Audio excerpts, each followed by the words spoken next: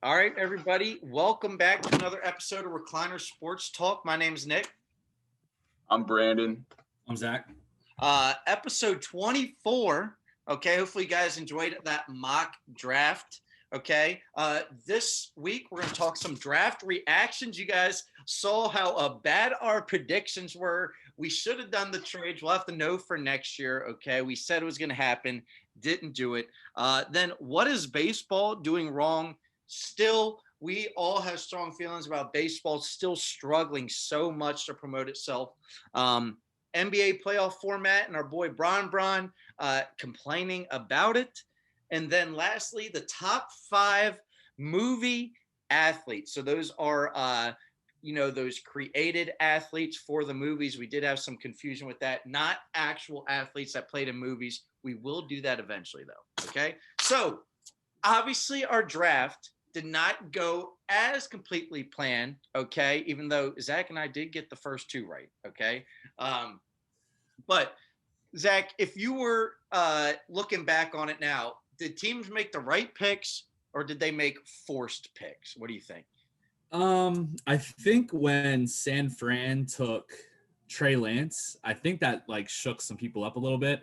And you know what the crazy thing is? Mac Jones just fell right to New England. And I'm pretty sure I said it right here after our mock draft that New England wanted Mac Jones, and it was something was going to fall to them. We predicted Micah Parsons was going to fall to them. Mm-hmm. Mac Jones was the quarterback they wanted. They thought they would have to trade up to get him. They didn't have to, and everyone talked about it during the draft. Mac Jones falls right to them. There were some picks that were surprises. There were some guys that fell.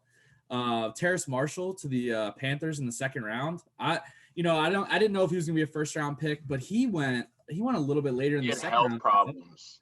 Yeah, and that's some stuff that came out during the draft that we didn't even know about. We didn't hear about.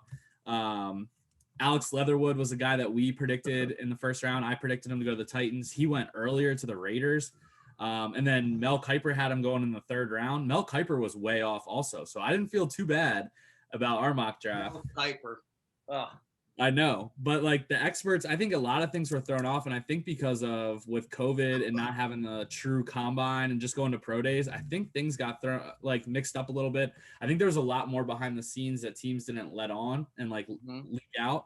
The Trey Lance thing, I kind of that Monday, right before we did the mock draft or the day of the draft, the Monday of the draft, I can't remember what day or the week, but they met with Trey Lance's parents, and that got leaked out. So right. I kind of could have made that change, but I still thought they were on Mac Jones. I went with the Vegas odds with that one because they still had Mac Jones going. But I thought some teams made some moves that a little bit shocking. But I think this draft had a lot of depth at cornerback, receiver, and offensive line. And I think some first round talent went in the second round, went in the third round because it was just falling. People were falling. Linebacker from Notre Dame. He was a top 15 prospect going in the draft, and he went, 52nd? So they were worried about his heart problem. Yeah, I mean, there was just a lot of things that we didn't know about. We were seeing on shows. We're looking at other mock drafts, and we just went off that. But there's some talent that fell to the second and third round. I have some sleepers too, but yeah, pretty crazy. Yeah, I think the biggest shocker of the draft was honestly ETN to Jacksonville. You have an undrafted guy in James Robinson last year who he had 1,000 yards rushing and 500 yards receiving or something outrageous. I don't know the exact statistics, but he had a good year. Why? I know you're getting your guy in Lawrence and you want to surround him with his guys, but I don't think they should have wasted their second first round pick on a running back when you had a solid running back and you just signed Carlos Hyde as a backup. That's a solid 1-2 punch. They obviously only had one win last year, so they need other positions than a running back. I just think that's a weird move. I want to say the winner of the draft is the Bears for what they did. They had the balls to move up. Yes, you're getting rid of a first-round pick, but hey, if Justin Fields pans out, all you had to do was give up one first-round pick for him to move up 9 spots to 11 to get him at 11. A guy like that shouldn't fall to 11. So if I'm the Bears, I'm ecstatic. And, the Giants Could you have drafted Justin Fields? Yeah. I think they're going to give Daniel Jones that one more year. Hey, make it or break it. But they get another first-round pick next year. God forbid Daniel Jones doesn't pan out. You can always trade that first-round pick to move up a little bit and get your guy next year. So we'll see with that. I think the winners of the draft, again, I think the Bears will come out as winners, and the loser, Jacksonville. Obviously, the Raiders reached. I can go on, but I think Jacksonville just made a weird move. I don't like that. I don't think the ETN move is going to hurt them, considering they got Trevor Lawrence, the number 1 overall pick. I think that solidifies the whole thing. And I'm actually going to go against you there. Listen, I was a big Justin Fields guy, and I still am, but I think that's a forced pick. It 100% was. It was not necessarily the guy they wanted. I think it was if Lance or him fell, they were going to get him. No matter what, they were trading up to get him. And guess what? That buys the Bear fans back in. That gets Ryan Pace. That gets Nagy. Those guys, another year or two, honestly, right? Let me work with this guy. This is a new guy. Let me work with him. He's going to be my guy. It buys them years. And 2, I think the Giants do a great job picking up that pick. Like Brandon said, you could trade your 2 first-round picks to move up to another pick and kind of still be scratch-free. Hey, you want our second-round pick too if that quarterback's there because Jones doesn't work out? Cool. I have written down here, just like Zach said too, what about Bill Belichick, right? Is this not one of the best moves? Because guess what? He didn't have to make any crazy moves. He just fell in his lap. And let's be honest, that was the safe pick. They're going to get a lot of players coming off that COVID sit-out list. They still have former MVP Cam Newton as a good, hey, if the Mac Jones experiment isn't a thing, guess what? Cam Newton is there. I think Newton's done, man. But he's that vet type of guy. He's learning to play without some of that arm strength, athleticism that he used to have. So I think he's going to be better this year. But the team that I think wins is actually the Cleveland Browns. Okay? The Cleveland Browns made some good moves this offseason, helping out that defense get even better. You're going to have Myles Garrett. You're going to have Clowney, those type of guys. But then getting Newsome and Jeremiah, I'm not going to try to say his last name, from Notre Dame. Those are 2 starters next year for the Cleveland Browns. And listen, anytime you can say we got 2 starters in the first 2 rounds, that's usually a pretty good draft, right?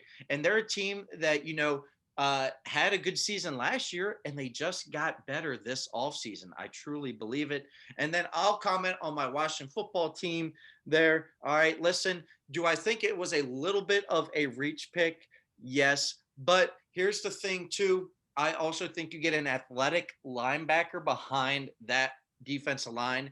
That's what they're going for. I know Ron Rivera and Del Rio wanted an athletic linebacker that could play 3 downs and not just be a run-stuffing guy and have to come out on pass plays, or vice versa. He's kind of both of them. So we'll see how it works out there. But the draft was definitely, and I think you both can agree, fun to watch with all the movement there. Yeah, honestly, I'm always hard on Howie Roseman. I think this was his best draft he's had in a while. I think the move to get in front of the Giants, making that trade to jump up and get Devontae Smith, I love it. We gave up a 3rd-round pick to Dallas. We had 11 picks already in the draft. Why not give that pick up, move up, get Devontae Smith? Because I think the Giants definitely were going to take him. And if you're looking at Galladay, Slayton, Shepard, and Devontae Smith, the Eagles are not covering that. So I'm so glad that we went and got him, because it gives us a weapon. He's played with Jalen Hurts, so I think that was a great move by him. I thought he did well in the draft. I really wanted Jabril Cox, but the Cowboys got him and Micah Parsons. Micah Parsons, I think, was the best defensive player in the draft. They get Jabril Cox, too. Their defense was terrible last year, but now you're putting Leighton Vander Esch, who's always hurt. He's just like another Sean Lee, it looks like. Now you get Micah Parsons, Jabril Cox, and Jalen Smith out there. Man, you got some really athletic linebackers. Their issue isn't the linebacker core, though. You're saying the secondary is bad, too. Bro, their linebacker, that was the best part of the defense. Like, I don't understand why they just went all in on linebackers. They were getting killed against the run last year. And their linebackers are always down. Their tackles are horrendous. They have the worst defensive tackles in football. Well, going off the Zach's comment about, I don't think the Eagles can cover Tony either. No, Tony's a beast. Yeah, he's an electric guy too, and he doesn't have to be the number 1 or 2 on that team. So I think or that 3 even. I think that's if you're not going to get Devontae Smith, I don't think Tony's that far of a drop off for what he's going to serve the purpose of. And you get a first round pick next year. The Giants are smart. I think the Giants killed that there. All right, but don't want to go on too far about that. We wanted to talk about some baseball as well. Brandon, I'll let you talk about this because you and I have talked about this before, and I think it's just frustrating being baseball fans. What is baseball still doing wrong? I mean, it's incredible that these shows do not talk about baseball. Mike Trout, I know we talked about this. The man is batting .407. Nuts, man. We're 6 weeks into baseball. We're 6 weeks in. This guy is batting .407. He's the best player of all time. I'm going to go out and say it. He will be the best player of all time when his career is over. And we don't even watch him.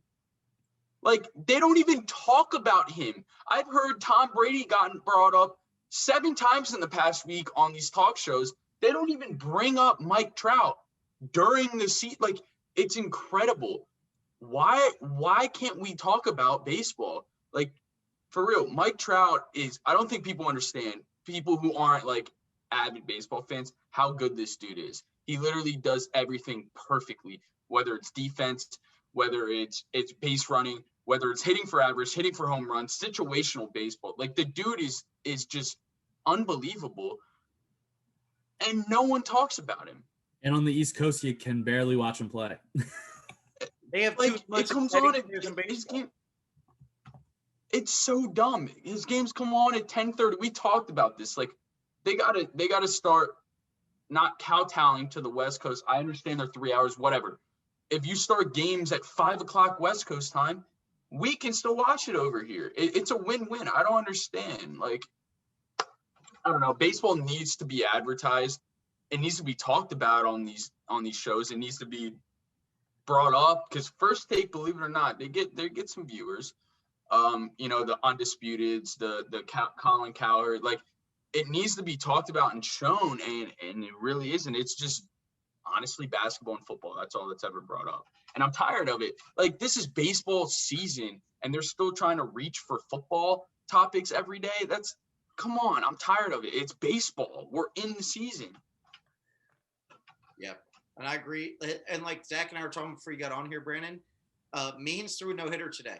I saw a picture posted on Instagram. That was it.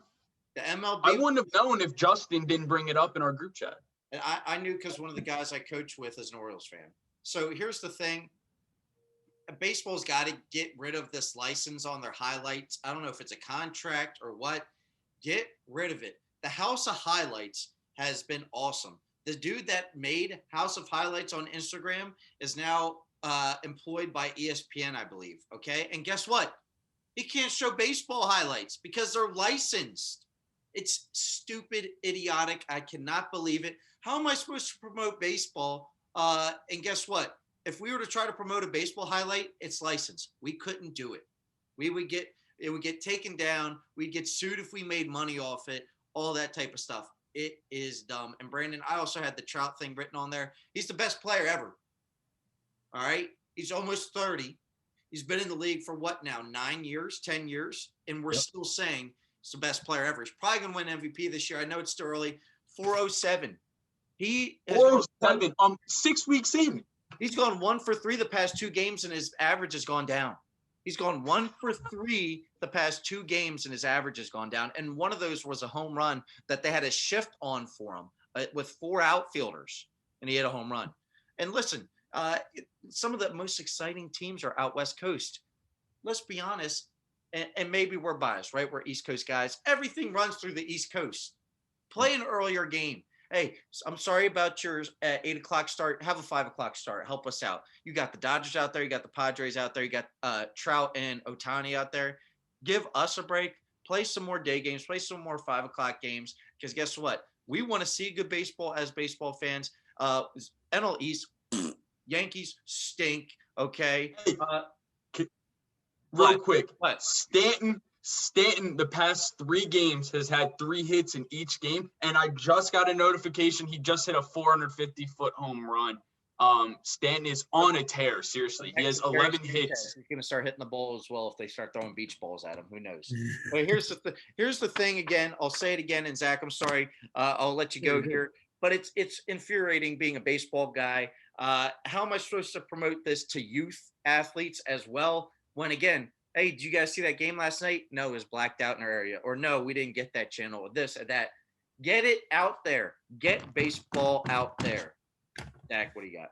Yeah, I agree. And we talked about it when we were talking about golf a few weeks ago. Golf got into the social media phase. So they're out there. Their shots are out there. Their players are out there. They're on podcasts. They're on social media things. And that's what promotes sports like that. Golf was losing it a little bit. And then all of a sudden, now I'm seeing golf all over Twitter, all over Instagram, these trick shots. The players are more relatable. Baseball, there's a no-hitter today. That's a pretty big deal in baseball. We talked about it. It's getting a little bit easier now, but it's still a pretty big deal in baseball. One Instagram photo, nothing on social media. Haven't even seen a video yet. I haven't been able to watch highlights or anything, but the only way you can actually see baseball all the time is if you have MLB Network, and that doesn't even come with a basic cable package. NFL Network, you get it with a basic cable package now. The NFL does it smart. You can post whatever you want. Their NFL Network channel is free now. All you have to do is buy Red Zone. It's not even that big of a deal to upgrade. And NFL fans want to see every touchdown. Red Zone is one of the most popular channels going. It's a little different. You have to pay for all their stuff, the extra innings package, all that stuff. So that's the biggest thing with baseball. I feel like everything costs money. They always have some type of licensing thing. It's very frustrating. And the Padres and the Dodgers are probably, when that first series they had, it's probably the most exciting series in baseball. And it was a 10 o'clock start, all the games. Only way I got to watch it was highlights, and I hate that because I'm a Braves fan, but man, I love good baseball. They were awesome. They were electric. But I do agree with Nick. The NL East is not living up to what we thought it was going to be. The teams are not looking good. I don't really know what's going on. The Phillies got off to a hot start. Then their bullpen seems to have the same problems. They're starting pitching with Wheeler and Nola. I saw a stat.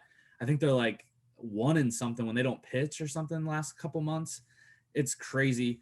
The Braves starting pitching's been inconsistent. The lineup's been inconsistent. We got no hit by Madison Bumgarner in a 7-inning game. It's just, I don't know. The Braves are letting me down a little bit. The NL East overall, though, has let me down. I thought they were going to be an exciting division, and they haven't really been that yet. Well, Zach, the NFL Network, that's a little different because the NFL, you have one game a week, basically. Baseball is a little more like you can't just have that free. I understand that.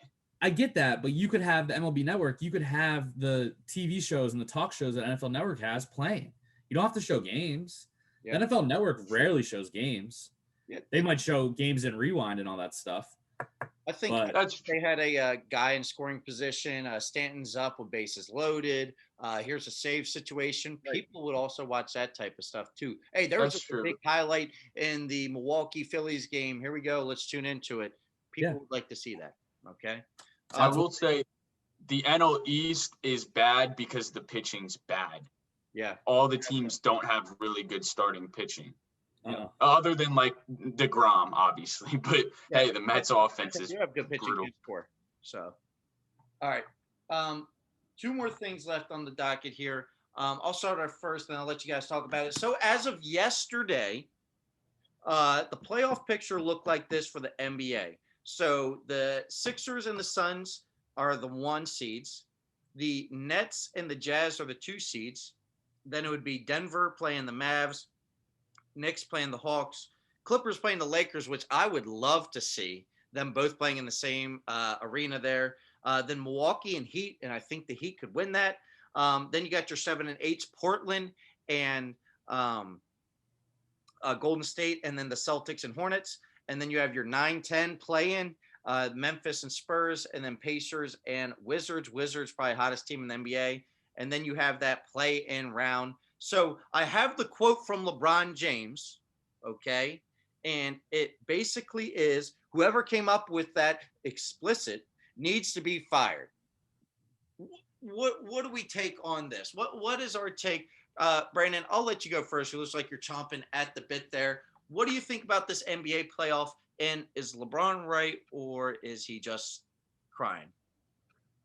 I agree with LeBron if he said this from the beginning.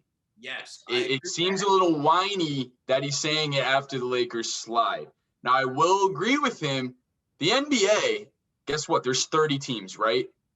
16 teams make the playoffs. 16 of 30. That means more than half of the league makes the playoffs. Now you're adding 4 more in there? There's 20 teams making the playoffs out of 30. I think that's a bit ridiculous. What are we, college basketball now? You might as well just have everyone in there. The regular season in the NBA means absolute dog shit. And we know that. It's pointless. And the only thing the NBA cares about is postseason play. Why even play the games? These guys go out there and barely play defense during the regular season for the most part. They don't care. The defense, look at what James Harden has done in the regular season versus the postseason. When defense is key in and actually are putting effort out there, you can stop some of these guys. A lot of this stuff is kind of fluke. And I think we need to go to a more strict regular season. I think 16 teams is even too many to get into the playoffs. But 20 is outrageous. I think that's a joke. Zach? Yeah, I agree with you, Brandon, and I'm a LeBron guy, and I agree with you. He should have said it from the beginning, but I think last year was a little bit of a different situation. I think when they brought the teams into the bubble, I liked the play-in game because you did have some teams that got hot. Hey, why not give them a shot to get in? They opted in to play. They were able to play in the bubble. They made it all work. They followed all the protocols. Why not? But regular season this year, why are we still having the play-in game? And like you said, over half the teams make the playoffs already. I think it is stupid. I don't like that. And if they continue to add teams, you might as well just do a full tournament. You might as well just say the bottom seed, and okay, maybe it's single elimination all the way up until the final 8 teams or whatever, and play a series, because it's just getting ridiculous. In the NBA, you're going to have bad teams in the playoffs. You're not going to have good teams in the playoffs. The Wizards are a hot team right now, so that's what makes it interesting, because if they get in, they might make a run. They look really good right now. Who knows what they can do? But again, it's just there's so many teams in the playoffs, and Brandon's right. The regular season doesn't matter to the NBA anymore. The top 2 teams in each, the East and the West, it matters to them because they want that top seed. But 3 through 7, 3 through 8, it doesn't matter. It really doesn't matter, honestly. Because it always seems like the NBA is so top heavy that the regular season gets killed because the regular season games just aren't as good. Doesn't care. Yep. And what I'll just say on it, listen, you guys hit the nail on the head there. Again, if half the NBA already makes it, why are we adding even more teams to it? You know what I mean? It's just a crazy thought to think that some of these losing record teams are getting in, even though that usually does happen. Maybe one team in the East like that gets in. Now we're getting multiple teams. Now, it would be interesting if the Wizards get in and kind of make some noise, because, again, they're the hottest team. Russell Westbrook went from sucking horribly to now, oh, my God, he's great again, all this different type of stuff. But, LaMelo being back might get some views, all that type of stuff. I'm just sitting here looking at it right now. I'm going to tell you this, fellas. The Sixers might walk in, and the Nets might walk into each other for that Eastern Conference Finals. And then that's when I think we'll get an unbelievable showing. But here's the thing. I don't know, because, again, like you guys said, the regular season doesn't matter. I have not seen enough of Kyrie, James Harden, and Kyrie. So we're going to talk about this whole season. And do you remember the season? Let's say the Nets do win it, right? Well, yeah, they barely played together. You know what I mean? It's just crazy. Single-digit games. Sports fans, we want to see it, and it's not really happening. So, again, I'm excited for the playoffs, but I'm excited for the Sixers side of it. I would love to see this Lakers-Clippers series, but other than all that, none of these intrigue me on my phone right now. None of them. So, until the Sixers play the Nets, listen, you're telling me the Suns? We're going to be watching the Suns versus the Jazz, possibly. And no one cares about Phoenix or Salt Lake. No one cares. Not at all. And let's be honest, Lakers probably find their way there. But still, if they're playing Phoenix or Utah, cool. You know what I mean? Everybody wants to see the Sixers and the Nets We'll see if it happens there. It's almost like the seeds don't matter. Yeah, the Lakers slipped, but did you lose confidence if Anthony Davis and No. LeBron are healthy? No. I don't care who they play. It doesn't matter. So that's kind of, I don't know. I just feel like the NBA is just so top heavy. It's just gotten hard to watch sometimes. Like even the Sixers games, you turn them on and it's a blowout. Either way. It's just like, okay. Regular season games are brutal. They're very hard to watch through and through. I think the postseason for the NBA is the worst. I think hockey is the most crazy because like 8 seeds can beat a 1 seed every time. Yeah. And then football, it's literally one game. And then baseball, it's just like there's so many teams that don't make it in baseball. It's like, oh shit. Like these are the top teams in the. There's been plenty of years where the wild cards won it. No, absolutely. I feel like basketball has a problem. Their postseason has a problem. Hockey allows the same amount of teams in, but again, hockey is crazy. Anything can happen. Basketball is like, you kind of know what you're going to get. Football, anything can happen because it's one game and there's so many variables. And then baseball, it's just, again, so many variables. Basketball is kind of just like, we kind of know who's going to be there. It's kind of like 7 games, So I agree. All right. Last thing on the docket for today, top 5 fictional, again, I'll say fictional movie athletes. Okay. So boom, you're getting your top 5. Again, it could be your personal top 5. It doesn't have to be the actual best athlete, because if we were really doing that, Hercules probably be up there from the Disney movie there, right? But again, your top 5. Zach, you've seen a lot of movies here. I'm sure you guys are both movie freaks like I am, love watching some movies. If you had a top 5 list of fictional athletes from movies, who are they? Man, so I loved this question. I was going back to some childhood memories. My number 5 is Henry Rowan Gardner from Rookie of the Year. One of my favorite movies. And I remember when I was a little kid, I always used to ask my dad, I was like, so if I break my arm, will I actually throw that apart? It was so funny though. I loved that movie. I love how they say his name wrong all the time. Rosenbaga. It's one of my favorite movies. Just awesome. My number 4 is Paul Crewe. I loved Longest Yard. Paul Crewe, Adam Sandler played it great. It was an awesome movie. I love the old movie too, but I thought the new one was funny. It had a lot of stars in it too, which was cool. Number 3, Wild Thing, Ricky Vaughn. Nice. Love Charlie Sheen, but Ricky Vaughn was awesome. He was the crazy closer dude, and I loved him on the mound. And I love anything that Charlie Sheen does. He's a funny dude, great actor. Number 2, one of my favorite movies also as a kid, one of my favorite Little League stars, Kelly Leak. Oh, nice. Dude is playing every position on the field, riding his dirt bike to the stadium. We're on the shot clock here, so I'm going to go quick. But number 1, I probably thought he was actually a pro at the end of Sandlot when I saw this, but Benny the Jet Rodriguez. My man had the PF Flyers. My sister has a pair just because of that movie. But I loved Benny the Jet Rodriguez. He was the man. So those are my top 5. All right, Brandon, who you got? All right, number 5 for me is Aaron Banks from the Mighty Ducks. I used to watch the Mighty Ducks religiously. I love them. Hockey movies for me are always my favorite. I don't know why, because I don't watch hockey and I don't play it, but I love watching hockey movies. Miracle, one of the best movies out, man. It's so good. Number 4, I don't know if you guys know who this is, Jay Moriarty. He's a surfer in the Chasing Mavericks. Great movie if you've never seen it. It came out about, 10 years ago maybe. Great movie. I don't want to spoil the ending, but dude was surfing big waves out in Santa Cruz, California.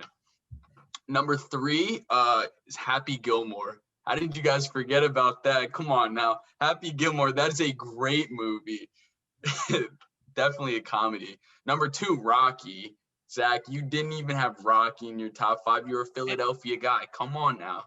Number 1, I do share the same number 1. Benny the Jet Rodriguez. I mean, Sandlot is screw a kids movie. I mean, that's literally one of my favorite movies, period. Man, probably top 3. Some Porter in this one too, man. I almost had 2 Sandlot guys in here. I like what's it? Is it Ham? What's his name? Ham Porter. Yeah, he's the fireworks scene, the 4th of July night, that might be one of my favorite scenes in all movies. Like that, the dip and the throw up on the roller coaster, that's funny stuff right there. And yeah, that's my top 5. All right, my top 5. One that I could see you guys missing, but I thought one of you would be witty enough to have it there. Forrest Gump, great athlete, return All-American returner at Alabama before Alabama was, the Nick Saban type Bama. Obviously, he has a great history there, but also a great ping pong player. And then he also ran across the United States of America and then finally just stopped in the middle of it because he was done with it. Okay. So again, amazing athlete. Forrest Gump, great movie, one of the greatest movies ever. Next up, again, as always, I suck at just picking 5. So I also have Henry Rowan Gardner. All right. Also love watching this kid throw in the major league. But I also had a comparison type guy, Calvin Cambridge from Like Mike wearing MJ's shoes. Wow. I think they're very similar type movies there with the kid playing in the pros.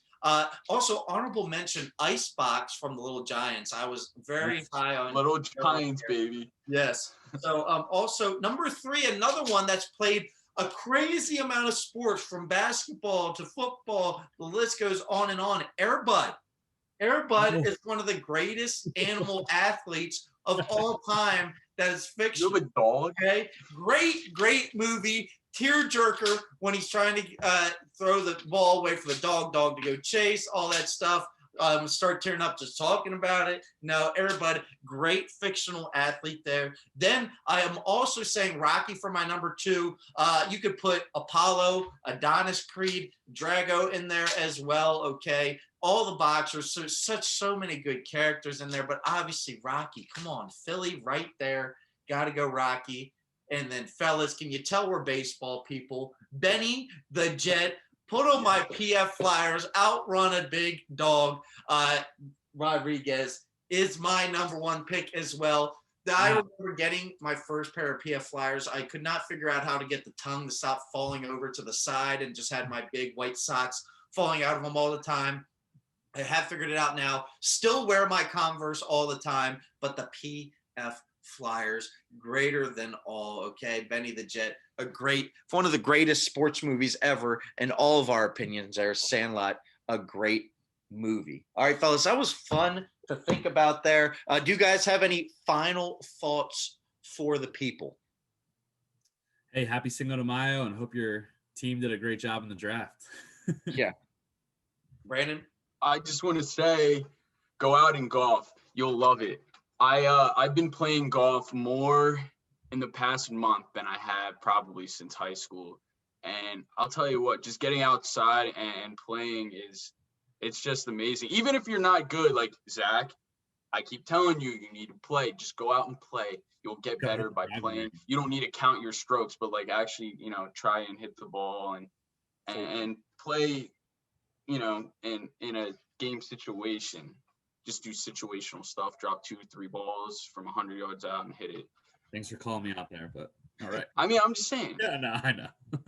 Yeah, I agree. Go out and golf. Got to golf this past week. It was very fun. I'm going to say the Fighting Blue Hens are 1 game away from the national championship here, playing South Dakota State, a team that's never been to the national championship there. I'm going to ride with the Blue Hens. It's going to be a low-scoring game. I'm going to say either 14-10 or about 21-17. I'm hoping the Blue Hens can pull it out. That defense still showing, again, how good they are. I'd like to see a little more offensive production there from the Mighty Hens. But listen, it's been fun to watch in a weird COVID year. Getting spring football for a team that I like, doing well. University of Delaware, go Hens. Beat the Jackrabbits, okay? And yeah, that's it. So again, my name's Nick.